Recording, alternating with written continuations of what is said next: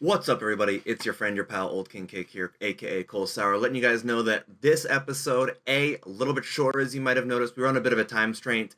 We've been trying to schedule in our guest today, Toronto Joe, for quite some time, and our schedules kind of didn't link up until this time. But we only had about like 40 minutes, so it's a little bit shorter. The ending's a little bit rushed, so I apologize for that. Also, we had a bit of technical difficulties when it came to Joe's face cam, but I still think it was a really good episode with a really good conversation about something I love deeply, which is Super Smash Brothers. And the eSports gaming scene here in Toronto. I think it's super cool, and having a guest who is so influential in Toronto Smash and gaming in general is just a really cool thing for me personally. So I wanted to put the episode up anyway. So without further ado, on with the show, and I'll see you guys next week. Peace. The best thing, man, is just like stay coachable and just don't get discouraged, right? Because, man, when you get fucked up in Melee, that's that was sick. Hey, man, you didn't get 4 stock. No there 4 you go. stock. Let's go. Hell yeah.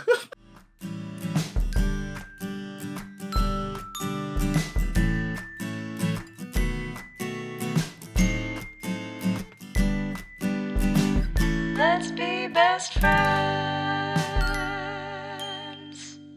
Hello, I'm Cole Sauer, and welcome to Let's Be Best Friends, a podcast where I talk to people that I barely know and try and convince them to be my new best friend, because in times like these, who needs enemies? My guest today is the head TO of Get On My Level and a member of the Even Matchup Gaming Group, Toronto Joe. Oh man, I am so happy that we finally got this going. It took some time. It took some getting. You're a hard man to get to. Wait, I feel terrible about that sometimes because, like, a lot of people are like, man, I tried to hit you up, and honestly, either I don't see the message or like I'm off social media for a bit focusing on something. But yeah, I'm glad that we were able to sync up, man, especially now that I know that you're also a Canadian too. Yeah, I checked out your profile. Yo, Ontario rep, let's go, bro. Let's go, man. It's funny to me how Ontario, like Canada and Ontario specifically, have such a high-key gaming community that I feel like just doesn't get talked about that often. Absolutely. I mean, that was kind of the motivation for why we started EMG in the first place. You know, I was playing in Brawl tournaments at the time, and like, I love those tournaments, and I look back on them very fondly. But in the bigger scheme of things, U.S. tournaments, they were really popping off, and like we were still, you know, in the basement of a video game shop. And something had to give, man. I was just like, you know, it's either, you know, we try to make something of this, because I know there's so many killers in Ontario and across Canada, and like you mentioned, we kind of fly under the radar. And you know, EMG was essentially built upon the premise of, you know, let's build a platform for these guys and get them the recognition that they deserve. And you know, since then the scope and the goal is extended to North America and now the world. But yeah, always stay rooted in the Ontario community. That's where we got our start, and always look back to give back to the community as well. Hell yeah, man. I wanna talk more about EMG, but I want to start with, we start every podcast with the 5 questions that Larry King says you have to answer in every interview, because I am a bad interviewer, so I like to get them out of the way at the beginning. So, they're who, what, Okay. where, when, and why. So we'll start with who. Joe, tell us a little bit about yourself. Tell us a little bit about Toronto Joe. So I'm a tournament organizer / player. I got my start in the community through watching YouTube videos. I saw MLG, Melee VODs of like Isaiah, Ken, all those guys, and Brawl was just starting to be released, and there was the whole dojo hype, if you guys remember that, when you would like F5 all day to see what the new release was at like midnight or 3 a.m., all kinds of weird hours. So when I noticed that Brawl was coming out, I was like, man, this community looks amazing. I've always loved Smash. I've played it with my boys since we were in elementary school. Once Brawl comes out, I'm going to take a shot at playing competitively. And, you know, through going through Smash boards and All Is Brawl and all that stuff, I was able to connect with a lot of community members, improve, eventually went to my first tournament. And since then, it was just like, all right, like I found a place where, you know, not only I feel like I belong, but I feel like, you know, I'm motivated and passionate to contribute to. Yeah. So you said you started in Brawl. You were on the All for Brawls, the website, the old forums? So I was on All Is Brawl, if you remember the matchmaking ladder flash. It was honestly so ahead of its time, because that was pretty much Facebook for Smashers before Facebook and like social media kind of took on a whole nother level later. And then for us, like All Is Brawl was just like the community hub, man. It was everything. Yeah. Like when I look back at All Is Brawl and things like that. It's so cool that we had that in the infancy of the community. Like Neil and all those guys that put together that website, those guys are like the forefathers of TOing and, the community as a whole. So yeah, that was huge. And I don't think without that, I would have been able to get plugged into the community. Like, it's crazy. I found someone that lived down the street from me through an All Is Brawl chat. Oh, really? Who ended up being like my training partner / like doubles teammate / static partner. Yeah, his name was Cyan. He now lives on the West Coast. I think he's like doing some like big boy engineering, like coding thing. I haven't talked to him in a hot minute, but yeah, like that was someone that was a huge like inspiration / like source of motivation for me. Gave me someone to practice with, and I think without All Is Brawl and like opportunities like that to connect with players, I probably would have fizzled out because I wouldn't have known that there was a competitive scene or that people actually played this game near me. Yeah. So you got into the All for Brawl forums, because I remember them, or All Is Brawl. I remember I got into it like very briefly, but I was so young. I was just like a kid who played Pit, and I was like, "Hey guys, you guys like the Pit arrows?" And then I would just get annihilated from people being like, "Pit fucking sucks." Hey man, you were an arrow Andy. We're all an Andy of some kind. I was the absolute worst kind of Pit player when I was a kid. I was just hi on arrows. That's all it was. You would do well at a convention bracket. Yeah, the little pickup brackets. Yeah, I would have aced it. My little 13-year-old ass being like, "Hey guys, I play with a nunchuck." Hell yeah, dude. Hell yeah. I love stories like that. Max just came, by the way, so Max is now in the building. Oh my God, we have Twitter legend Max Ketchup. Twitter legend Max Ketchup. Smash Twitter. Honestly, I remember. I got a grin out of him. I got actually a grin out of him. When I was first getting into Melee, because I'm a doc kid, I'll be honest. Like, I played Melee when I was a kid, but I got into competitive because of the doc. And I remember I got like really into Smash Twitter. Just, like when you first watch it and you just follow every single person that shows up. And like that's all you know about the community is all the people are in the doc. And then I got into the Smash Twitter and I like just got really deep into it and I followed like Max and all the other like Melee shit posters. It was good times. Yeah, it was good times. Yeah, if you're in the mood for posting of the shitty variety, definitely give Max a follow. Everyone go follow. It's just at Max Ketchum, right? Yeah, I think so. God love him. Okay. So God bless him. God bless him. So for what? So you're one of the founders of EMG, right? That's correct. So take me through a little bit of the process, right? Because you started just as a forum kid like the rest of us, and then you noticed, hey, Canada's got all this sick talent, but we can't do anything with it. All the tournaments are in America and in California especially. Let's start an eSports org. Take me through that a little bit. Yeah, essentially it was like me and my best friend Steven. We were really into Smash. I met him through the local community, and we were coming up around the same time.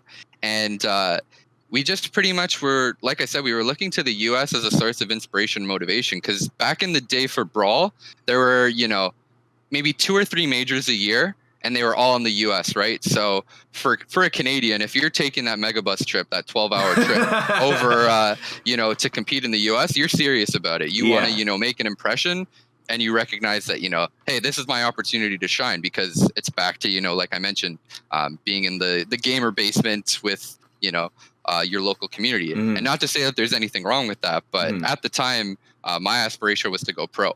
So I was top ranked in the region, and I wanted to expand and be someone that was, known worldwide, not only as a player, but as a community member, because I was starting to get more active in tournament organizing. And like I said, with Steven, we were recognizing that, there's a lot of opportunity to grow this community, and we have a lot of work to catch up to, the U.S. to make this not only a destination that's attractive for people to travel out to, but for just the general community at large to give a shit about. It's kind of similar to the Toronto Raptors. Like now they're NBA champions, respected across the league. But for a while, no one wanted to play in Toronto because no one really knew what the culture was about. No one knew what it meant to be in Toronto, what the city offered. And, through efforts like EMG and just like pop culture in general, I feel like Toronto is really blown up, and Ontario as a whole. And that's kind of opened the floodgates for U.S. communities to come check us out,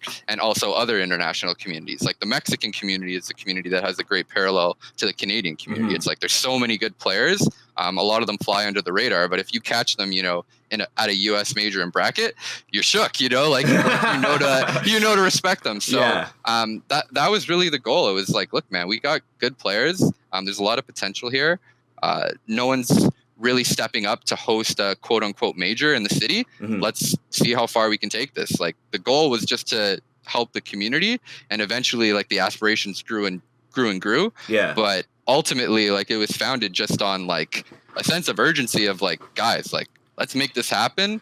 We give a shit. We don't want to see this fade into obscurity. Yeah. Let's get this stuff popping. Like let's make something out of this, So it really did. I mean, it's the classic Melee grassroots story, right? It's literally just like, my homies are so sick at this game, and like we're not getting enough respect, so we're gonna make. It's almost like you made. It's almost like you made an old school crew.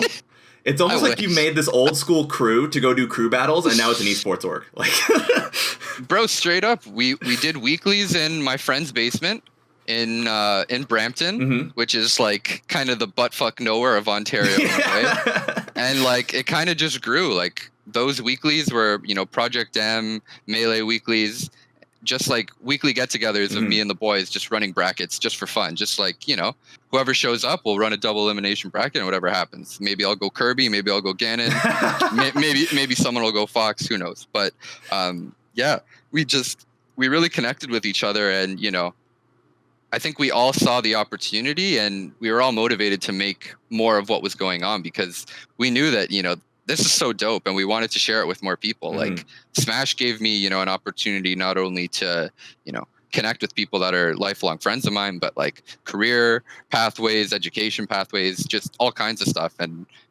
I think when you have a community that makes such an impact on you, you want to share that with other people. You don't want to, let that kind of fade into obscurity. You want to be able to pass that on. Right. And that was kind of the lesson that I took from the OGs of the scene. It's not really about being the best or being the biggest. It's about, keeping this shit alive, keeping this shit growing, and, making sure that the scene's moving in the right direction. Yeah, man, I love that. It's so cool to see. I think one of my favorite things about specifically the Smash community is because it is so grassroots. All the stories that come out of it are these like that. They're just, people wanting to grow their game and have people recognize them and their friends and how sick their game is. Absolutely. And just show the world. So where Melee is sick, man. Smash is sick. Smash is sick. The universal truth, bro. The universal truth. So where was the first Gommel? The first Gommel was at York University. Nice. Where I went to school for my undergraduate. That's where it all started, man. That Founders Assembly Hall. If anyone's listening to this and they've gone to those tournaments, you know that place well. That's a legendary building. That was where it all started, man. That was really the foundation of EMG's place in Ontario Smash, for sure. That was when we started to level up and take things to another level. And so how many years were you doing? For anyone who doesn't know out there, Gommel is Get On My Level. It's basically the biggest Canadian Smash major that happens. It's one of the pillars of the Melee community now.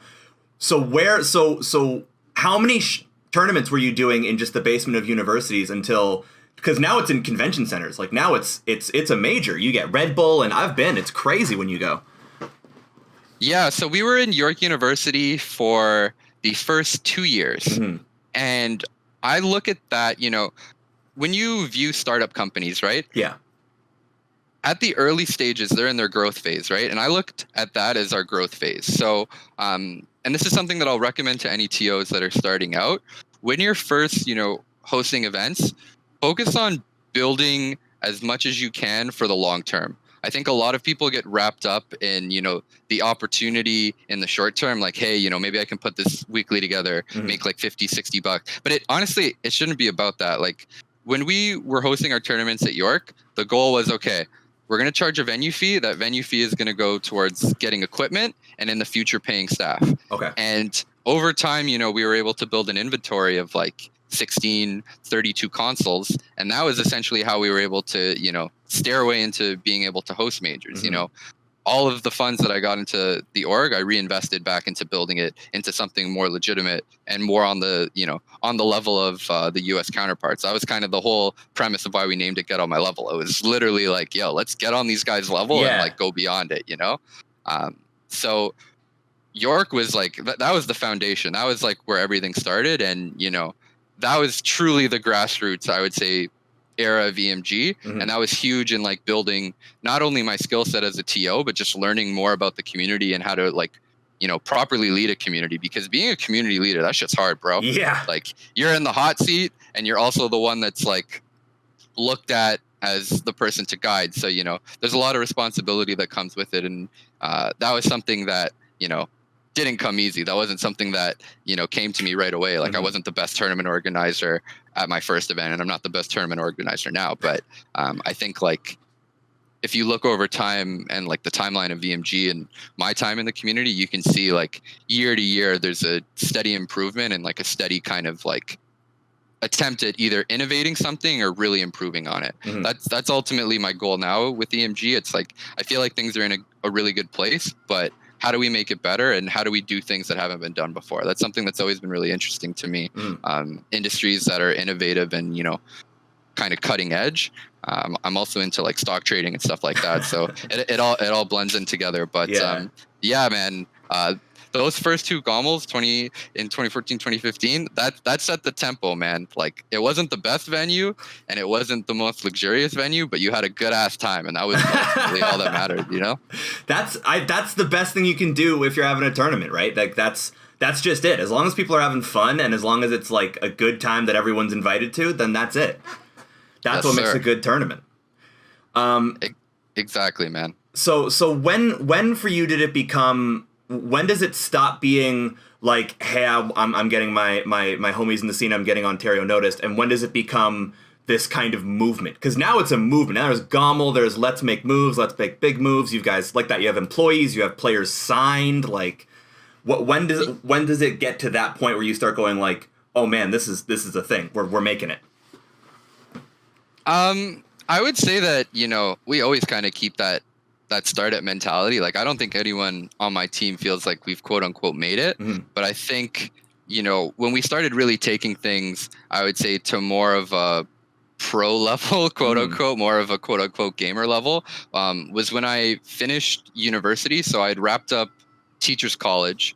My initial plan was to become a teacher full time, but eSports was exploding. Right. This is on the legs of the documentary, all that stuff. So there was a huge boom coming to the industry. And I really was at a crossroads of, do I want to take the safe 9-to-5 route, or do I want to, throw my hat in the ring and try to make something out of this? And that was really when I started to, apply myself full time to it. Because before that, 2014, 2015, 2016, I was just kind of doing it as both a student and kind of just a part-time hobby, thing that I found personal fulfillment in and just wanted to give back to the community. It wasn't until like I would say after Gommel 2016 and when I graduated that it was like, all right guys, like this can really go somewhere, and if we put the time in, like the sky's the limit. That's always been kind of like the motto. So even though we're definitely a lot more advanced as a company and an organization than we were before, there's so many facets that we still have to improve, and that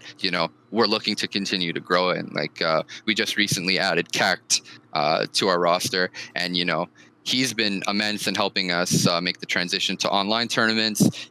Like you mentioned, our players like Moki, Hacks, Black Twins, Riddles, those guys are pillars of the company too, and they're pillars of the community more importantly.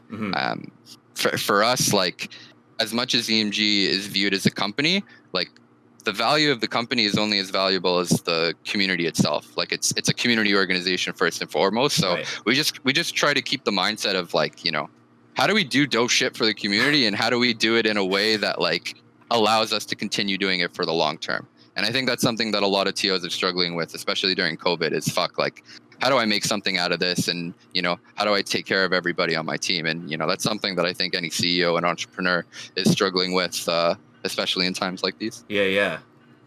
So I think so for the why, I feel like I try and normally boil why down, but I feel like you've kind of got a good grip of it. I want to ask you, what is it about about being in the Melee community that keeps you going, because like it's an unforgiving thing to be both a TO and to run an esports thing. Like, yes, esports is booming. Yes, esports is this big business right now. But at the end of the day, it still comes down to, like, a lot of tournaments run at a loss, and a lot of tournaments are unforgiving, you know? Like, it only takes one top player to go in and complain about the bracket for it to become this whole, you know... Right. This whole It can definitely be brutal in that regard. I would just say, like, it comes, like, it's rooted in the fact that I love Smash. Like, I love Melee.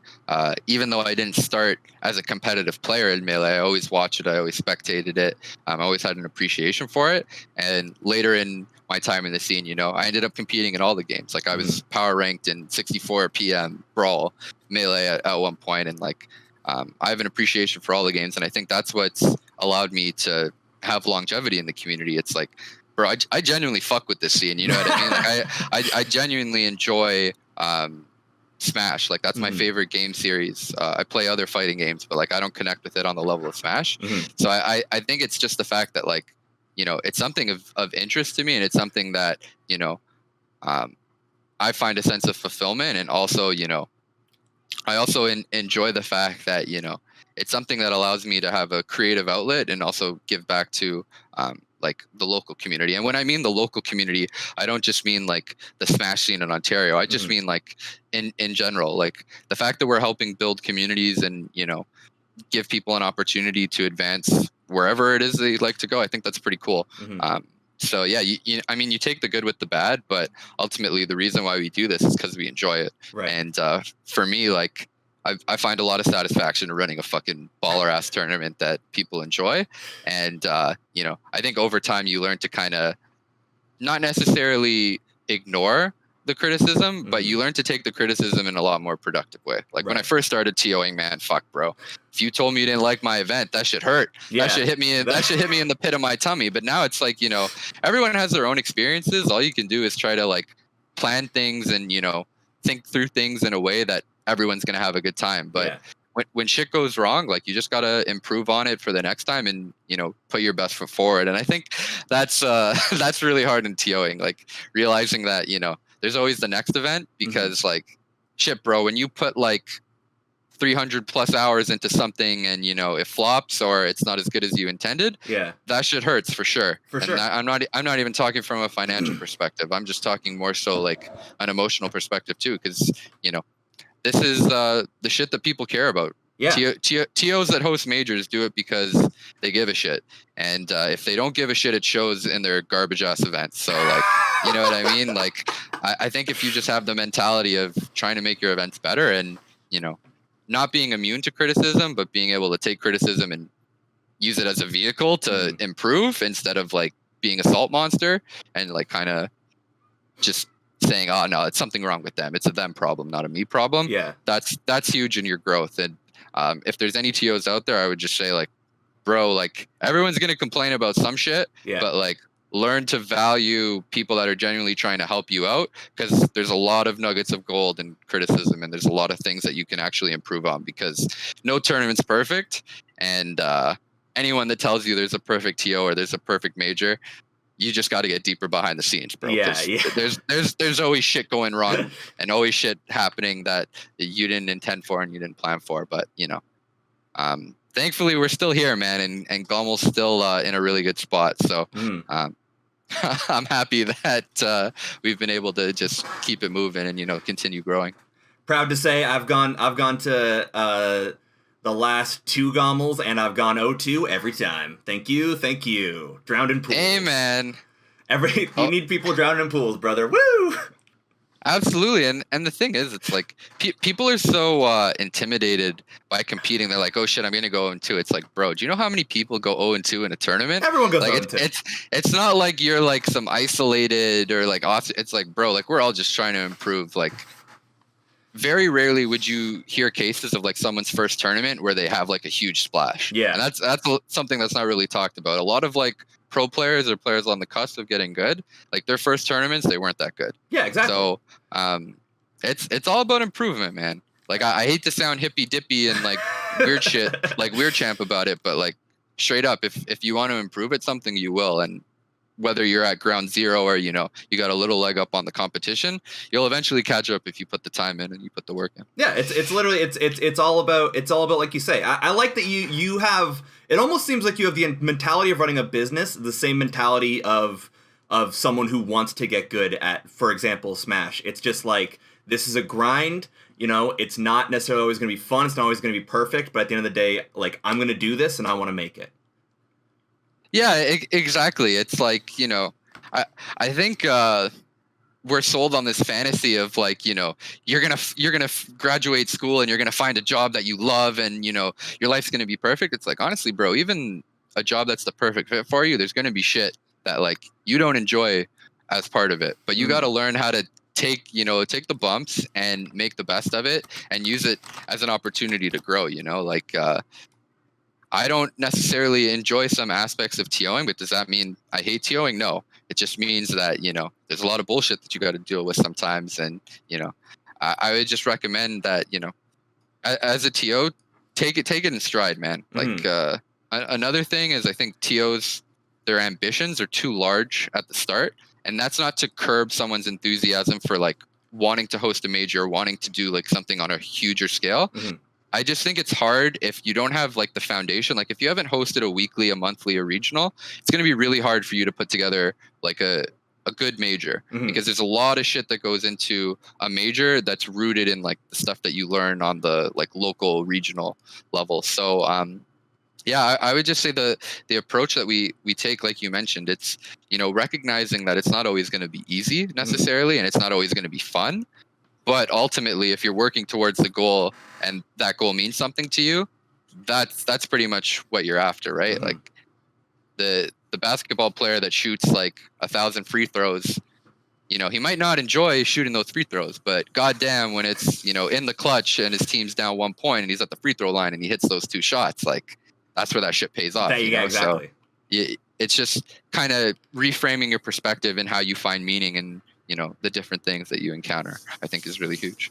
Damn, man, that's inspirational. Hey, man, hopefully people find meaning in it, because I know in COVID, it's good to hear like the world's not fucking ending, like shit's not on fire, man. Because we'll get. I know definitely people. Exactly. Yeah. We'll get there, man. Yeah. So we're gonna get into the game. I know we're on a bit of a time crunch now. We're gonna get into the game. I just want to really quickly, before we get into our game here, we're playing Melee for anyone who's uninitiated. He's gonna beat my ass for sure. I just want to get, before we start, you've played every single game, semi-professionally to professionally. What are your mains? I main Fox in Melee. I main Meta Knight in Brawl and secondaried Fox. In Smash 4, I main Fox and Cloud. And then in Ultimate, I'm all over the place, man. I started with Ike,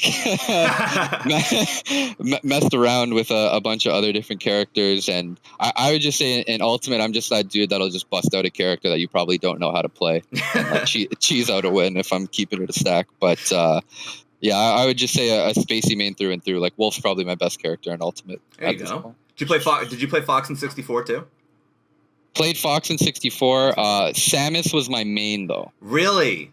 I don't know what it was, bro, but there was just something about that charge shot and that down air, man. That shit just felt satisfying when you connected with it, man. The charge shot, like, I think, is the most satisfying thing in 64 because it's got that big sound, like the boom. Boom. Yeah, exactly, when bro. When it hits, like the other guy stops and gets electrocuted for what feels like 20 minutes and then shoots away. Yes, sir. I'm with you, brother. The down air and just watching them descend into your charge shot. Oh, top tier feeling. All right. Quick best of 3, I guess. Quick best of 3. All right, yeah, let's run it. All right. Let's do it. I haven't played Melee in a hot ass minute, so let's see what we got here. He's gonna annihilate me. Let's do this. All right. Oh god, immediately missing my wave dashes. So how long have you been playing Melee then? Because you said you started in Brawl. So I've been playing Melee competitively. I think I've been playing it competitively on and off for like 5 or 6 years. Okay. I took a break during Smash 4. I didn't really play that much Melee. I focus more on Smash 4. And in Ultimate, I made the transition back to Melee once Slippy came out. So I'm just kind of getting back into the swing of things. But I've competed for a few years, and just now I'd say I'm starting to get back into the swing of things for competitive play. Okay. Have you been entering any online tourneys? I entered Homemade Waffles' and Ludwig's championship the LACS series. one, right? Yeah, to show support. And that was just more so because I think Homemade Waffles is like dead ass, like the inspiration for a lot of TOs, and he's just killing it. Waff is just he puts Melee on his back, truthfully, and he really does. He has for a really long time. So I'm really glad to see that people are supporting him, and I just wanted to also support him as well, because right now is the best time to get into Melee, bro, with Slippy and everything like that. It's a good time. There's never been a better time to get into Melee, sincerely. Like, it's so easy to get into it. There's so many resources now, like you said, with Slippy, and like now you don't have to even go anywhere. You do it from your home, as long as you have an internet connection. For the love of God, don't enter with a Wi-Fi. Exactly. Please do not do that. But bro, my connection's so fast. What do you mean? It's like, bro, it doesn't work like that. It doesn't work like that. I'll be honest, I play Ultimate on Wi-Fi because I don't take Ultimate seriously, and I don't want to get a LAN adapter. And I get that. I'm a bad person, and I understand that. Get a LAN adapter, man. Any of them work. Prime that on Amazon. You get it to your door by tomorrow, bro. It's like $20. Okay. But hey, man, no judgment. No judgments. Just don't enter tournaments that require a LAN adapter. Oh, I don't. I will never enter an Ultimate tournament as long as I live, unless I get an Ethernet adapter, because I know how bad the lag is. Even just streaming it and feeling the lag is so horrendous. That was a good upbeat. I think the only thing that I'm good at with Doc to keep it a complete buck is recovery. You have to, right? His recovery's so limited that if you're not creative with it, you're just gonna get duffed. Oh yeah. When I entered my first Gommel, I was still playing Game & Watch and Doc were my mains. Okay. And I remember I the only time I almost won a game, I got him down to last stock, and I just recovered really whack every single time, and he just didn't know what to do. No. So good. Oh, let's go.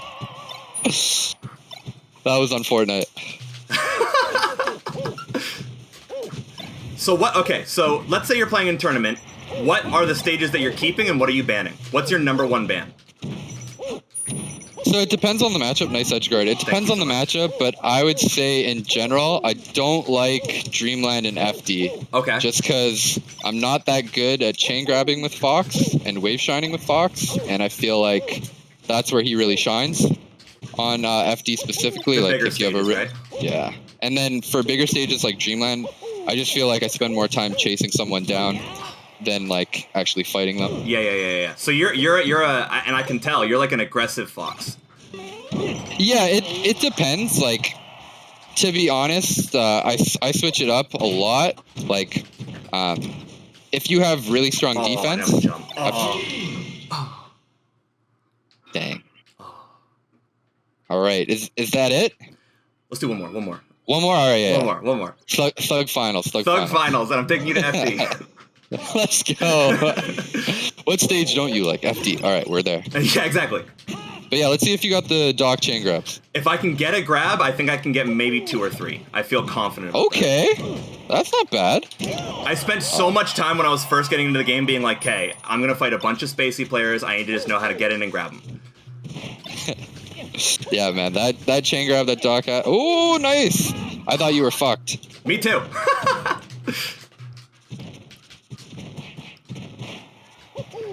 I'm sorry that I crouch canceled you there, bro. It's okay, buddy. I understand.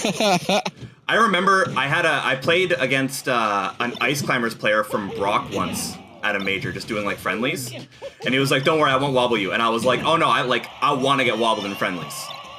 Like it's the only way I can get better." Yeah, literally. Yeah, exactly. I was like, "Let me mash out of it or let me die. That's it." And he was like, "Really?" And I was like, "Yeah, dude. I want you to. If I lose every game, I want to get wobbled every single time." That's real shit, man. That's a growth mindset right there if I've ever seen one. That's it, brother. I don't mind getting cheesed because I also am like, well, this guy's better than me. He plays for Brock U. Like, I'm just some O2 shitter. This guy has a jersey. He's Yeah, probably better than I am. Exactly, and like honestly, like people get intimidated playing people that are way better than them, but man, just ask them questions and try and learn. Yeah, yeah. Like, the best thing, man, is just like stay coachable and just don't get discouraged, right? Because man, when you get fucked up in melee, that's that was sick. Hey man, you didn't get 4-stock. No there you 4 go. stock. Let's go. Hell yeah. But yeah, getting fucked up in melee, that feels bad. It feels bad. You got to be built for it to withstand the grind for sure. It's true. Okay. I know we're running a little low on time. Mm-hmm. Do you think we got maybe like 5-10 more minutes? I can do like till 4:05 if that's cool with you. Beauty, I can do that. Okay, then we're gonna do the lightning round. The lightning round is basically we're gonna go through this as fast as humanly possible. The way it works is I'm gonna put 1 minute on a timer. I'm gonna ask you yes or no, this or that questions, and we're gonna get through as many as we can in 1 minute. All right. All right. Done. So in 3, 2, 1. Pen, work pen. There we go. Okay, 3, 2, 1. Cookies or cake? Whew. Cake. Cats or dogs? Oh my God. Cats. That's even harder. Pop music or rock music? Hip hop. Okay. Computer games or console games? Computer games. Stuffed animals or dolls? Stuffed animals. Pancakes or waffles? Waffles, free. Hot chocolate or coffee? Chocolate milk. Sick. I'm calling it hot chocolate. Morning or evening? Afternoon. No, I'm just fucking with the evening. I'm being terrible. Evening. Text message or call? Text for sure. Okay. Libraries or museums? Museums, free. French or Spanish? Spanish. Nice. And that's our time on the lightning round. I like that you were the most obstinate guest we've had so far. Very into it. I'm going to calculate the score. I'm going to weigh them against the answers I already have prepared. While I do, tell everybody where they can find you, what you're up to, and what you want them to know about you. My Twitter is at StockTaker69. Follow EMG on Twitch, twitch.tv/evenmatchupgaming. Sign up for the Gommel Open if you play Ultimate and you live in one of the regions that are eligible. It's smash.gg/Gommel Open. It's free to enter, $1,000 prize pool per game. And yeah, we've had really good support so far. So if you're looking to compete, nothing to lose, man. It's free. There you go. And how often are those running, the Gommel Open? So these are going to be running for the next 6 weekends. We have the South qualifier this weekend and then West Canada right after. But we still got a lot more regions to go. We've only done East Canada and Mexico so far. Okay. So yeah, if you live anywhere in the U.S., definitely sign up if you're looking to compete. It'll be a good time. Beautiful. Joe, I want to thank you so much for being on the show. I want to let you know that although you did answer one of the fewest amount of questions we've ever had someone answer, you got a grand total score of 7 out of 11 points, which is a pretty good score. That's a pass where I'm from. Nice. Nice. C's get degrees where I'm from. Hey man, I was hoping for the 6.9, but I'll take the 7, bro. Ooh, I'll take damn! You could have calculated that so. Next time. Yo, my math was all off, bro. I went parabolic. Okay. I'm sorry. So. That's all the time we have for this week. I want to thank Joe so much. Make sure you follow him. You say at StockTaker69. Oh yeah, we don't talk about that. Okay. Or you can follow him at Toronto Joe, like a normal human being. Yeah, you can do that too. I don't really post that much, but you could do that. Go follow him. Go follow Matchup Gaming. Go sign up for Gommel. Support your local Smash scene. It's a fun time. And I want to thank all my best friends out there for listening. Make sure you follow me at OldKingCake on all the social medias and the show at Let's Be Best Friends Pod. Make sure to like, comment, subscribe, all those cool algorithm things. Join me live on Twitch. I Twitch stream every weekday at 6 p.m. and most weekends. Sometimes I'm a little lazy. I want to thank best friends, man. There you go. I want to thank my best friends now. That's it. That's it, dude. We made it. That's it. It's done. We're done. We're friends now. We're best friends now. Sorry. We are. When I see you at Gommel, I expect some free Red Bull, you know, like. Got you, bro. I didn't know that that's what being my best friend meant, but I got you. There it is. That's it. I want to thank Isabel Wing for the intro to our show, Let's Be Best Friends, and Seth Feldman for the outro. That's all the time we have for this week. So remember that your mom was your best friend at one point, so give her a call, and we'll see you guys next week.